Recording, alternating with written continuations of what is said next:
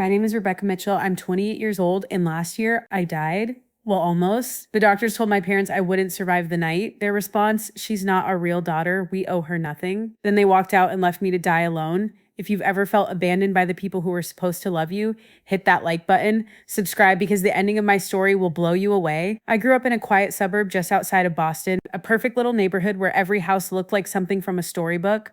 Ours was a white colonial with blue shutters, a freshly cut lawn, and flower beds that changed with the seasons. On the outside, we looked like the perfect American family. Inside, it was a very different story. My childhood photos showed birthday parties with balloons and matching cakes, Christmas mornings with piles of wrapped gifts, and family trips to Disney World, but pictures can lie, and ours did. My first memory of being different was when I was 5.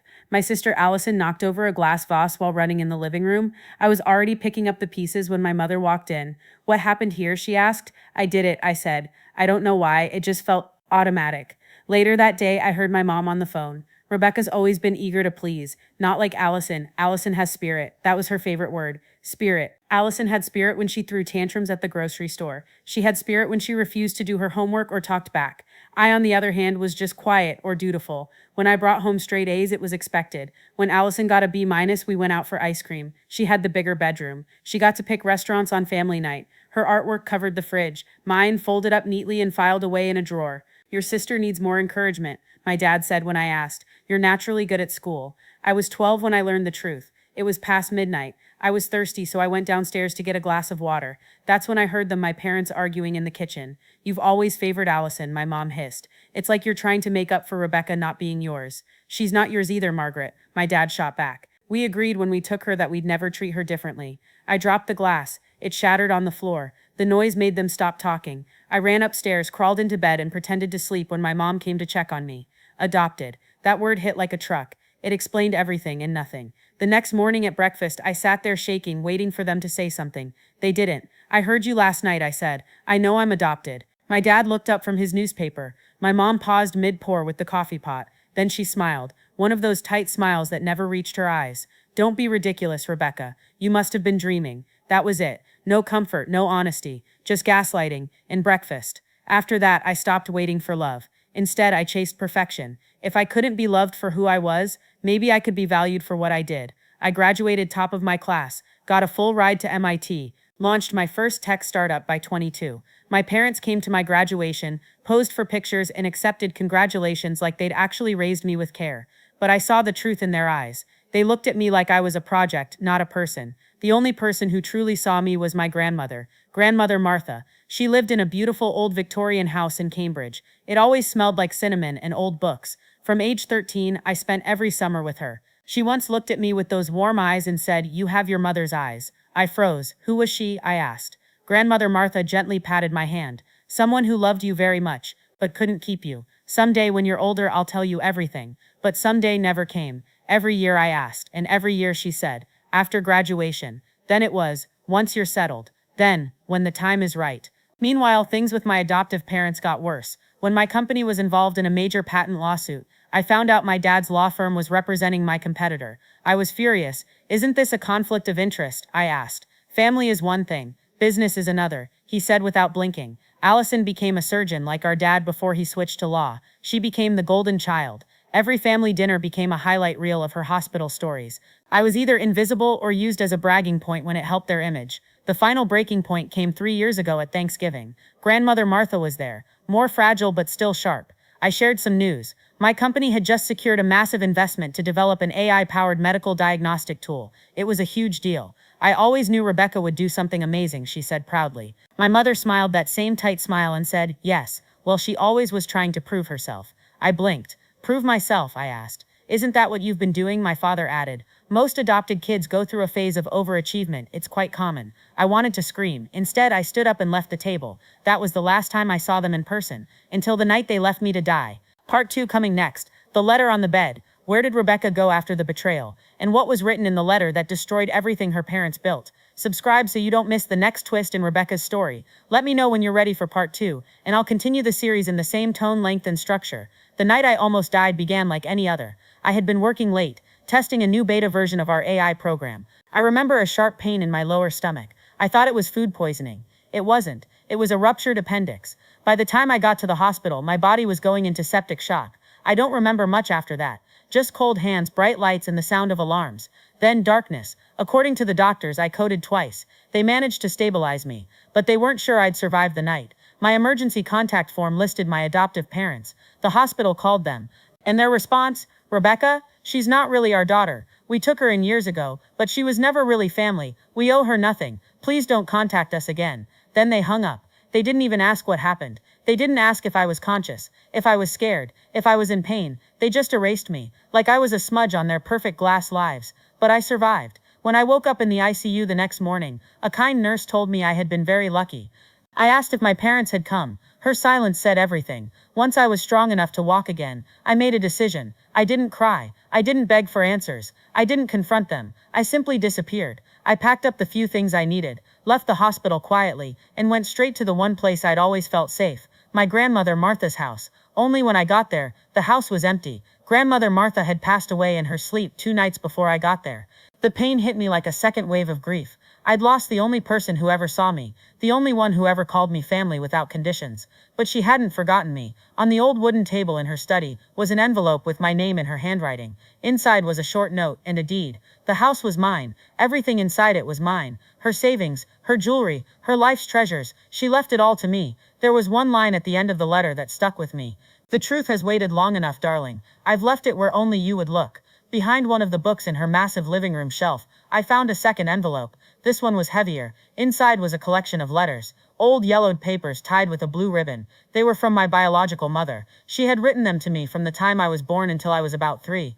Each letter talked about how much she loved me, how hard life had been, and how she wished she could have kept me. One line from a letter dated April 1999 broke my heart. I pray the family who adopts you will treat you as their own. I pray they'll see what a beautiful soul you are. They didn't. But Grandmother Martha did. In the bottom of the envelope there was one last letter, this one in my grandmother's handwriting. If anything happens to me before I get to tell you this in person, know that your birth mother's name was Elise. She was a brilliant woman, an artist, a dreamer. She was only 19 when she had you, and she made the hardest choice a mother can make. I stayed in touch with her for as long as I could. She passed away when you were 5. I made a promise to her, to love you even when others could not. You are more than what they made you believe. Rewrite your story, Rebecca. That was the moment I knew. It was time. 1 week later, my adoptive parents arrived at my grandmother's house. They had gotten the news of her death. They came wearing fake mourning clothes and bringing empty condolences, but their real goal, to claim the inheritance they assumed would be left to the family. They walked in with a lawyer, tried to force the door open with papers, started taking inventory of the house. That's when they found the letter. It was on the bed, in an envelope marked to Margaret and David Mitchell. I wasn't there. I didn't need to be. The letter did all the talking. By the time you read this, I will be long gone. You left me to die in a hospital bed. You told strangers I wasn't your real daughter. But you were right about one thing. I was never your child. Because real parents don't walk away from their children. Real parents don't look at love like a contract. Real parents don't treat a child like a second best choice.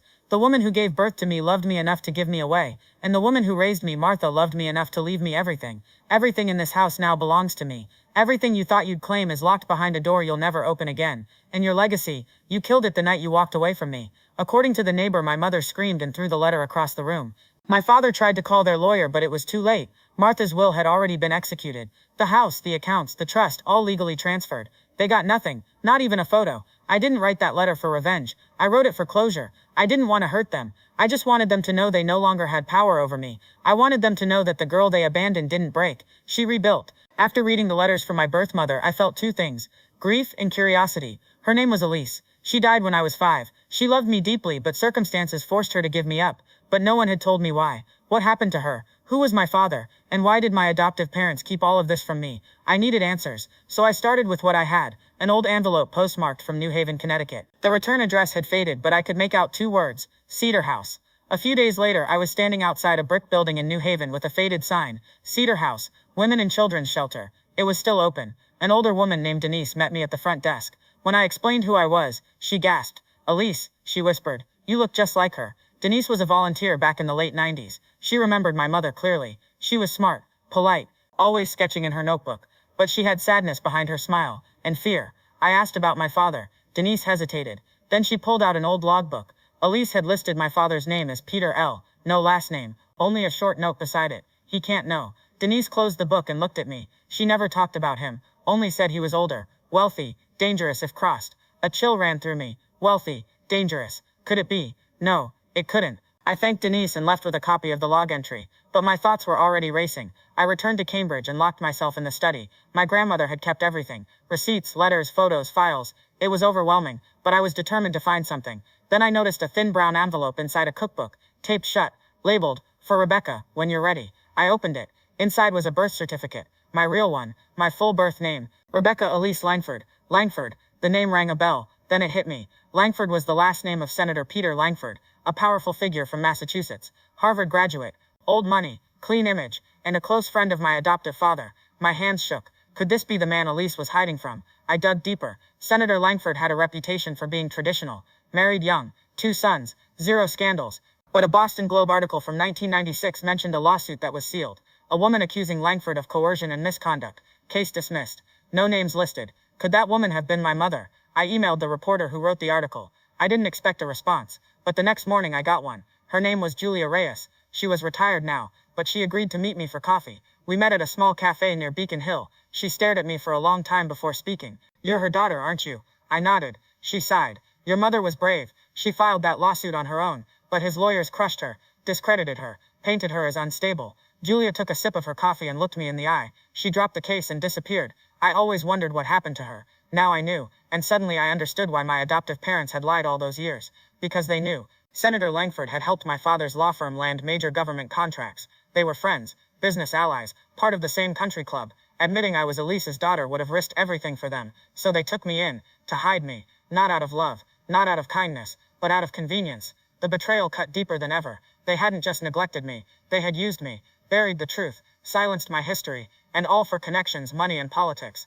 But now, I had the truth, and I had a voice. I published a letter of my own, on my company's blog, titled "The Power of Being Unwanted." I told the whole story about my birth, about Elise, about my near-death experience, about the Langfords. Names were changed, but the message was loud and clear. Sometimes the family you're born into or adopted into fails you, but that doesn't mean you don't have worth. It means their vision was too small to see it.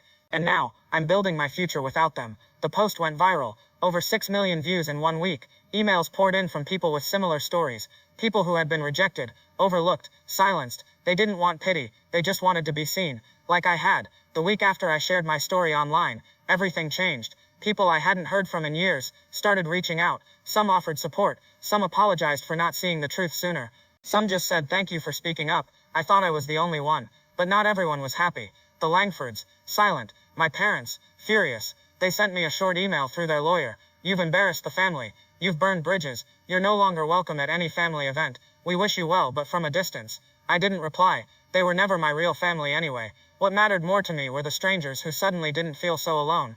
A woman named Carla wrote, "I was adopted too. They treated me like a trophy until I started asking questions. You made me feel seen." A young man named Jordan messaged, "My family disowned me when I came out. Your words reminded me I'm not worthless." And a teenager named Leah said, "I live in foster care. No one's ever told me I matter, but you did." Each message made me feel stronger, so I decided to do something big, something bold. I used part of my inheritance to start a new foundation, the Elise Project, named after my birth mother, created for kids and young adults who've been abandoned, overlooked, or treated like secrets.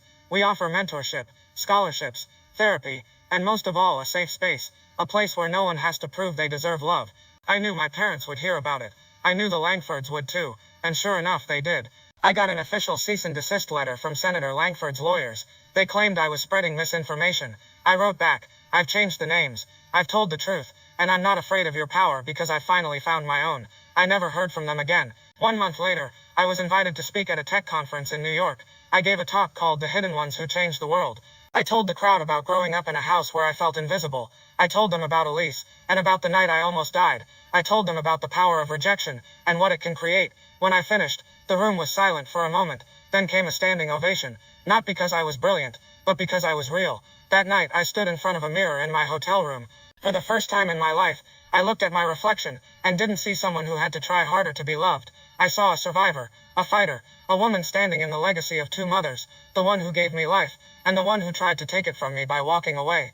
The next week, something strange happened. Allison called, my sister, the golden child, the one who got the bigger room, the louder applause, the unconditional love. She said, "I read your blog. I didn't know it was that bad. I didn't know what to say." She continued, They didn't tell me the full story, about Elise, about the hospital. I'm sorry. I stayed quiet, because even now, it was hard to know if I could trust her. She added softly, I don't expect forgiveness. I just wanted you to hear it from me. I nodded. Thank you for saying that. It wasn't a reunion. It wasn't healing, but it was honest. And that was enough for now. A few months later, I went back to my grandmother Martha's house, one last time. It had been cleaned out and prepped for sale, but I walked through it slowly, room by room. The smell of cinnamon still lingered faintly in the wood. In her old writing desk, I found one last note. Rebecca, if you're reading this, then you've survived more than anyone should ever have to. I knew you would. Keep writing your story. Don't let the past define you. Let it guide you. I'm proud of you. Grandmother Martha. I cried that night, not because I was broken, but because I was whole. 6 months had passed since I told my story. The Elise Project was growing. The messages of support kept coming, and I had finally found peace. Then, an invitation arrived. From Senator Langford, a formal letter, on official stationery. We're hosting a private family dinner to celebrate Allison's engagement. Your presence is requested.